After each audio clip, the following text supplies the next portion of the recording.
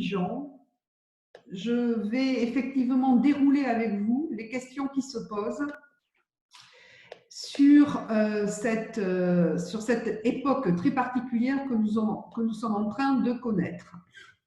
Donc, mon intervention sera concentrée sur la reprise d'activité et la responsabilité de l'employeur.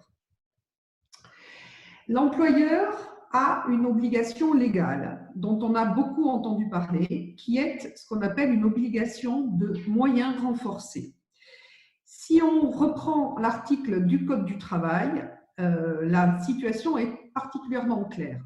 L'employeur doit prendre les mesures nécessaires pour assurer la sécurité et la santé physique et mentale des travailleurs. Ces mesures comprennent des actions de prévention, des actions d'information et de formation, la mise en place d'une organisation et de moyens adaptés.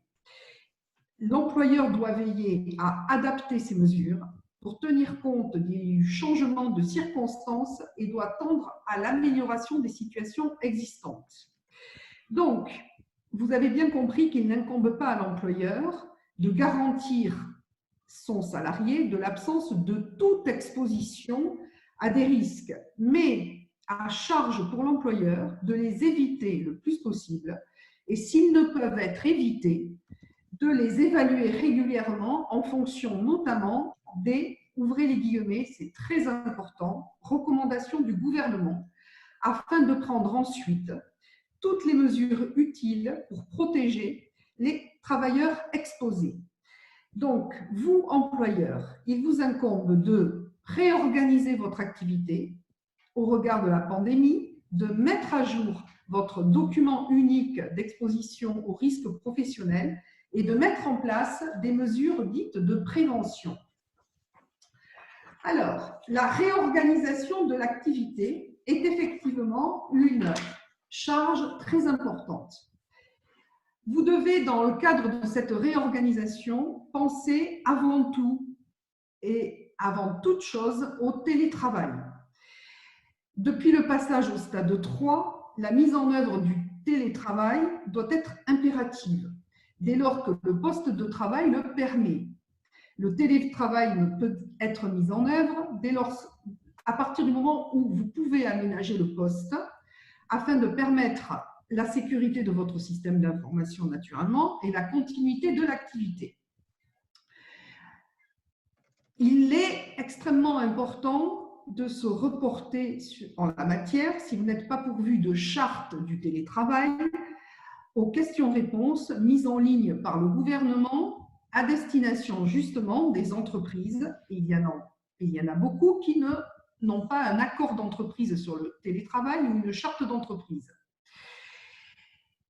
Mais beaucoup de postes, notamment dans l'industrie, ne se satisfont pas du télétravail. Donc, il convient d'avoir un raisonnement axé sur la présence physique. À partir de ce moment-là, on doit, aujourd'hui le 12 mai, se dire qu'il vous faut limiter encore la présence physique en permanence des salariés dans vos locaux.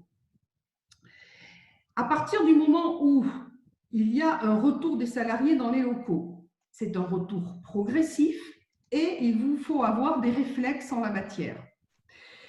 Ces réflexes, vous ne devez pas les avoir de manière unilatérale, vous devez les partager avec les salariés, mais aussi et surtout les partenaires sociaux. Le Graal en la matière, si vous avez des partenaires sociaux, c'est-à-dire si vous avez un CSE, même si vous êtes moins de 50, pensez CSE. Pourquoi? Parce qu'il sera très, très important pour vous à la fois de réfléchir de manière concertée avec les salariés et avec leurs représentants, mais aussi et surtout avec des instances organisées, des instances qui pourront effectivement avoir leur mot à dire sur un certain nombre de mesures qui sont aujourd'hui préconisées par le gouvernement. Et cette préconisation du gouvernement, c'est une préconisation qui est reprise par les juges qui ont eu à statuer dans des affaires célèbres qui concerne la grande distribution et Amazon. Donc, on pense à l'organisation des rotations et aux horaires aménagés pour limiter la présence physique, simultanée des salariés dans un même espace. Vous devez réorganiser le flux des personnes dans les ateliers, ainsi que dans les espaces étroits. Vous devez limiter les réunions en présentiel. Vous devez imposer un nombre de participants maximal. Vous devez interdire les rassemblements collectifs. Vous devez éviter l'utilisation des transports en commun et effectivement encourager l'utilisation des transports individuels. Vous appliquez des horaires décalés s'il y a utilisation des transports en commun. L'idée donc majeure, c'est que, 1, vous devez limiter dans les premiers jours la présence physique et 2, vous devez aménager. Et vous avez par excellence un document qui permet cet aménagement-là. C'est un document qui est une sorte de charte et de constitution dans les entreprises, notamment industrielles. Donc, c'est le DUER. Vous devez l'aménager et le réviser en fonction des circonstances que vous connaissez aujourd'hui. Donc là encore, nous avons une obligation légale qui est aujourd'hui la clé de voûte du raisonnement qu'ont eu les juges dans les affaires que je vous ai citées, c'est-à-dire Carrefour City et Amazon. Donc, la clé de voûte, qu'est-ce qu'elle nous dit? Que nous dit le Code du travail? Le Code du travail nous dit l'employeur transcrit et met à jour dans un document unique les résultats de l'évaluation des risques pour la santé et la sécurité de vos salariés, menée en conformité avec les dispositions du Code du travail en la matière. Donc, cette mise à jour passe par un inventaire des risques identifiés, l'ensemble des risques qui sont identifiés. Pour votre parfaite information, ce qui a été reproché aux employeurs qui ont fait l'objet d'une interdiction de poursuite d'activité ou d'une limitation de poursuite d'activité, employeurs qui ont donc été attraits aux tribunaux par soit le CSE, soit par les syndicats, c'est d'avoir fait du copier-coller dans le document unique en guise d'actualisation. Donc, ce copier-coller n'est absolument pas de mise. La Cour d'appel de Versailles a donc, en la matière, confirmé la condamnation d'Amazon, a procédé à une, ouvrez les guillemets, évaluation des risques professionnels liés à l'épidémie, en y associant les représentants du personnel et en respectant les règles générales de prévention et d'organisation du travail. Alors, sachez que sur cette actualisation des risques, les juges ont considéré dans l'affaire Amazon que, en raison de la contagiosité du coronavirus et de la complexité de la gestion des déplacements des salariés au sein d'un entrepôt qui accueille des activités de réception et de stockage et d'expédition de marchandises, du fait d'un nombre de salariés très élevé, de la multiplicité des tâches effectuées par les 10 salariés, les juges ont considéré qu'il y avait là bouleversement des conditions de travail et que donc Amazon aurait dû actualiser les documents uniques qui sont en vigueur chez elle, dans les différents locaux de travail, et aurait dû consulter ces comités, ces CSE d'établissement, mais également le CSE central. Autant de choses, autant de modalités que n'avait effectivement pas fait Amazon. Et cette évaluation doit prendre en compte les risques psychosociaux.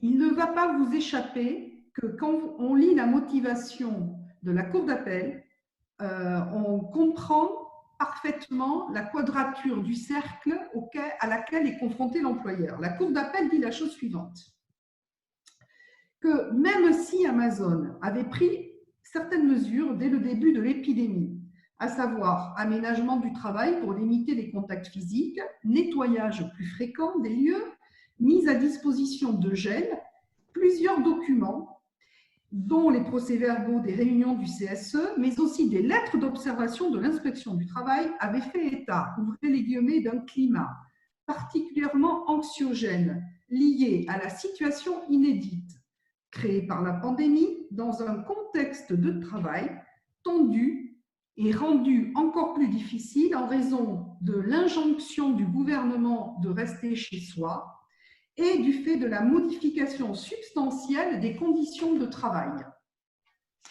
Donc, par rapport à cette jurisprudence Amazon, on se souvient qu'il ne faut pas faire du copier-coller, qu'il faut prendre en compte les risques psychosociaux et qu'il faut aussi et surtout consulter le CSE.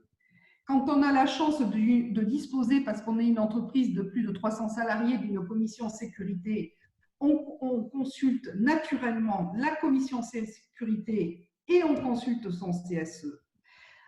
Ce qui est effectivement le trio que je conseille à chacun de mes clients lorsqu'effectivement il est confronté à un risque de cessation d'activité. Ensuite, vous devez prendre des mesures de prévention qui sont ce qu'on appelle une obligation légale. C'est-à-dire que vous devez équiper vos salariés de protection individuelle spécifique et adaptée à votre activité, mais ça, vous le faites déjà.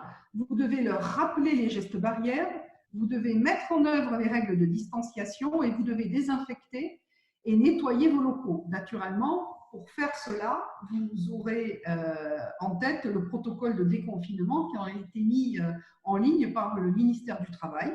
Vous aurez également en tête et à l'esprit les fiches conseils qui doivent avoisiner les 60, fiches conseils métiers qui sont effectivement en ligne depuis les premiers jours de la pandémie et qui sont complétées par le gouvernement, mais aussi et surtout par les fédérations patronales. C'est-à-dire que l'ensemble aujourd'hui des organisations syndicales, employeurs et salariés, réfléchissent sur la problématique des emplois et la problématique des secteurs. Vous pouvez également mettre en place, selon le cas, une cellule psychologique pour l'attention aux risques psychosociaux. Vous devez également regarder votre règlement intérieur pour vérifier qu'il est bel et bien actualisé en la matière sur les mesures d'hygiène et de sécurité applicables. Vous aurez en tête que s'agissant de la pandémie, vous pouvez mettre en place avec une information simultanée de votre CSE, du secrétaire du CSE, des mesures d'hygiène et de sécurité qui devront avoir une valeur d'adjonction au règlement intérieur. Ces mesures-là feront l'objet d'une note de service qui sera affichée, qui sera mise sur l'intranet de l'entreprise, qui sera actualisée au quotidien pour prendre en compte l'évolution de la situation. Alors, on a beaucoup parlé de la question de la responsabilité de l'employeur. Si on prend du recul, effectivement, la responsabilité de l'employeur est une question majeure, mais j'allais vous dire que cette question-là préexistait à la pandémie.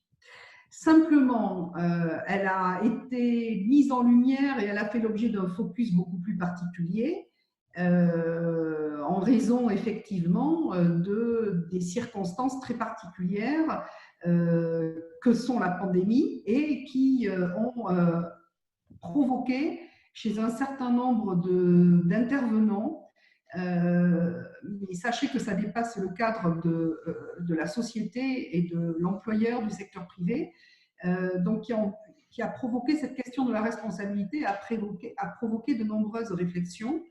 Alors, je dis que ça dépasse la question de l'employeur parce que vous avez dû apprendre que tout récemment, pas plus tard que dans la loi prorogeant l'état d'urgence, la loi qui a été promulguée le 11 mai, effectivement, le Sénat et les députés ont voté un article un article très important en la matière qui permet de, entre guillemets, sous réserve de l'interprétation qui va en être faite ultérieurement, mais limiter la dite responsabilité. Alors, la dite responsabilité des décideurs, c'est-à-dire que ce soit des décideurs politiques, mais également des décideurs en termes d'entreprise. Donc, l'employeur prend le risque de voir sa responsabilité civile et pénale engagée en cas de non-respect des mesures de prévention.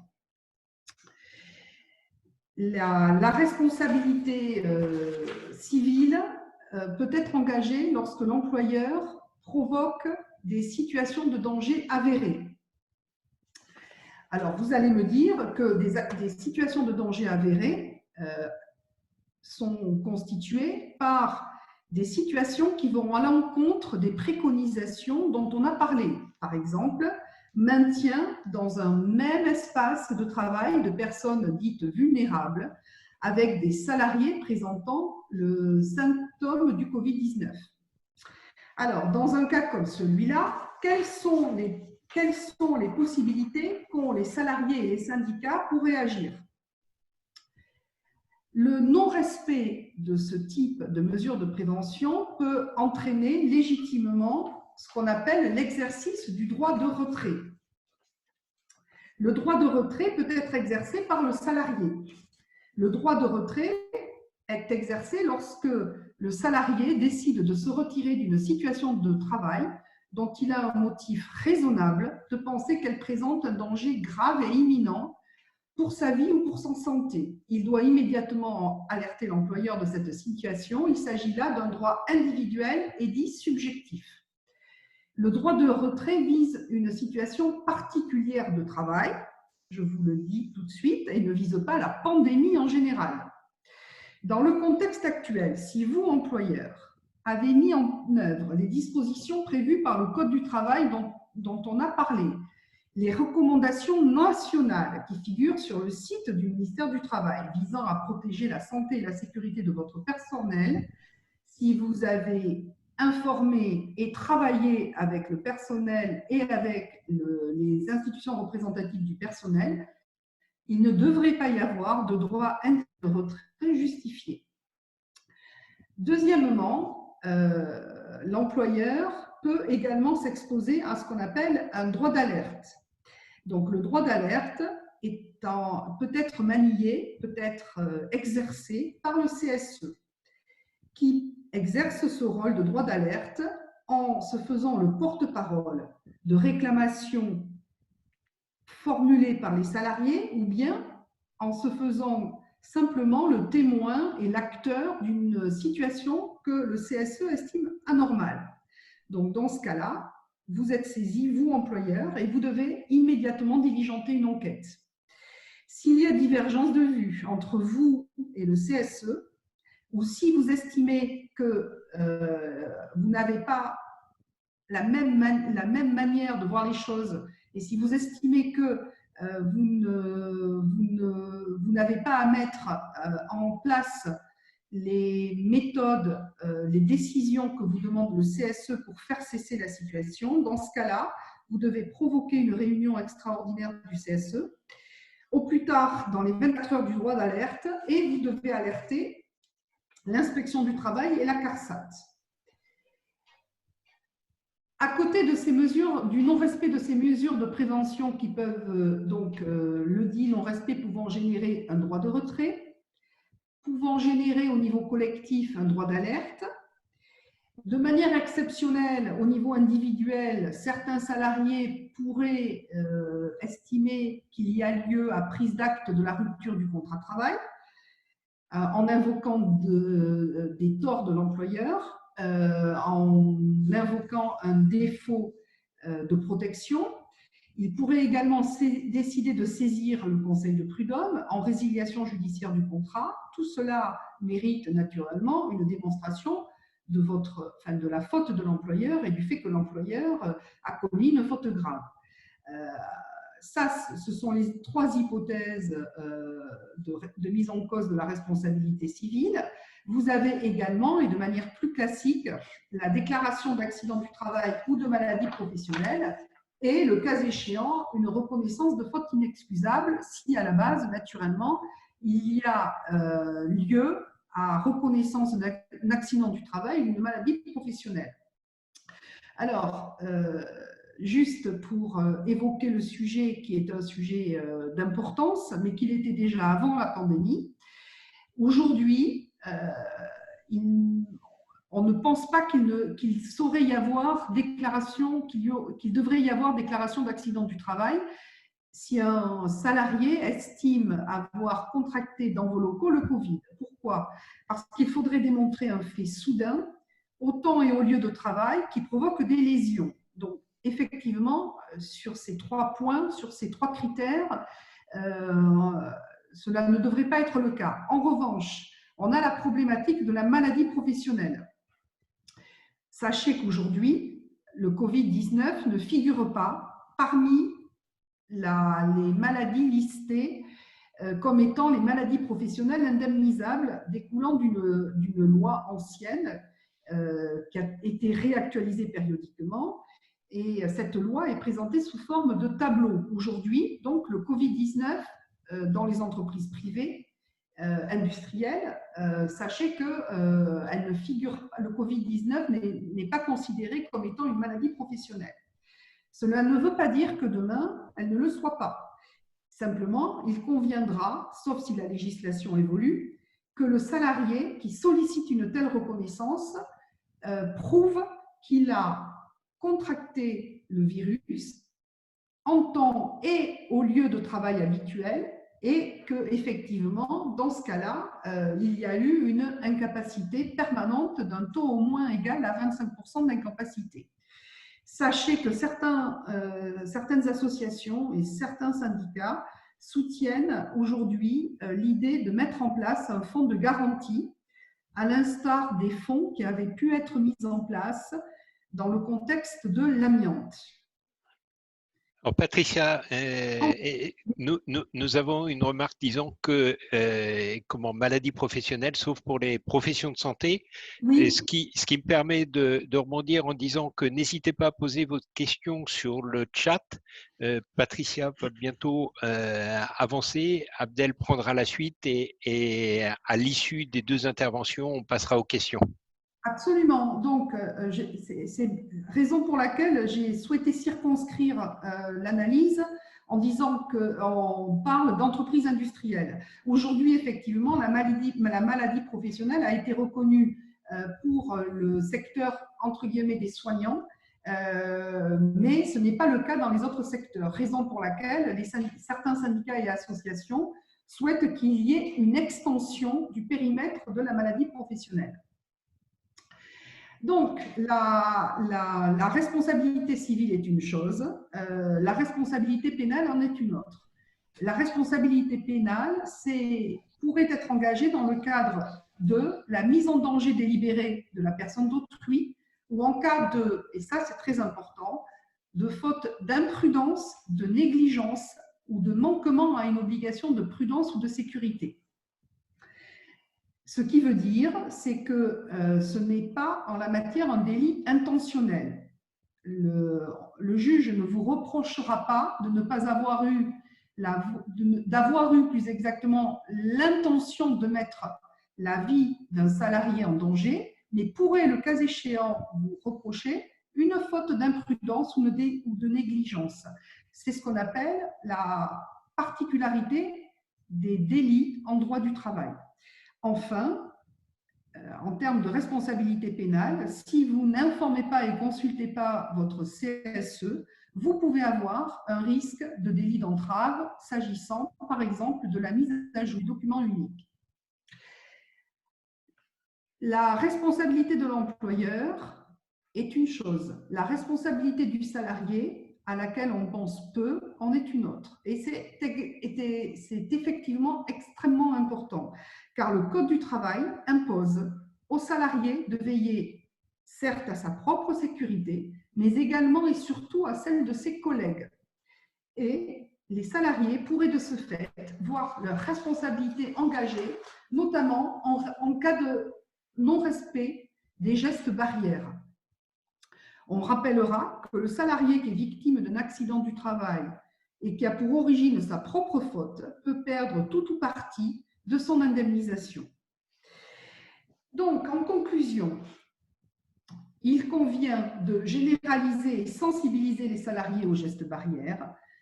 En la matière, il faut leur faire suivre une formation pratique, focus sur la jurisprudence Renault, dont vous avez tous entendu parler, où les magistrats ont reproché à Renault de ne pas avoir mis en place une formation individualisée et pratique en la matière. Il convient, préconisation également, de prendre contact avec la médecine du travail, de former les managers sur la gestion de crise, de mettre en avant le rôle du CSE.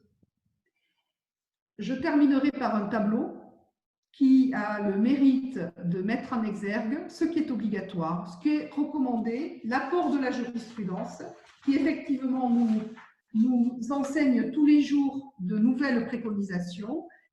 Et s'agissant du dialogue social, j'ai le plaisir de laisser la parole à M. Abdel Benchabi sur la question florissante en la matière. Merci.